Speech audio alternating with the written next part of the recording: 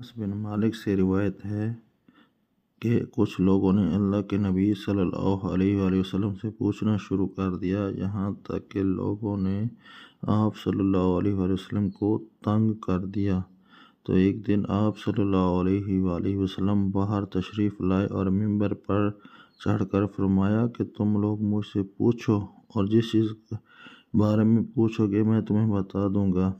جب لوگوں نے یہ سنا تو وہ خاموش ہو گئے اور اس بات سے ڈرنے لگے کہ کہیں کوئی بات تو پیش آنے والی نہیں ہے۔ حضرت انس فرماتے ہیں کہ میں نے دائیں بائیں دیکھا تو ہر آدمی اپنا منہ اپنے کپڑے میں لپیٹے رو رہا تھا۔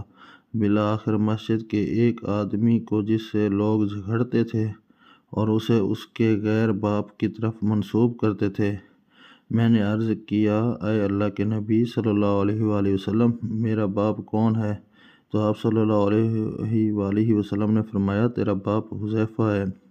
پھر حضرت عمر نے ہمت کر کے عرض کیا، ہم اللہ کے رب ہونے پر، اسلام کے دین ہونے پر اور محمد صلی اللہ علیہ وآلہ وسلم کے رسول ہونے پر راضی ہیں، تمام برے فتنوں سے اللہ تعالیٰ کی پناہ چاہتے ہیں۔ پھر رسول اللہ صلی اللہ علیہ وآلہ وسلم نے فرمایا، میں نے آج کے دن کی طرح کی بھلائی اور برائی کبھی نہیں دیکھی، کیونکہ جنت اور دوزخ کو میرے سامنے لایا گیا اور میں نے اس دیوار کے کونے میں ان دونوں کو دیکھا۔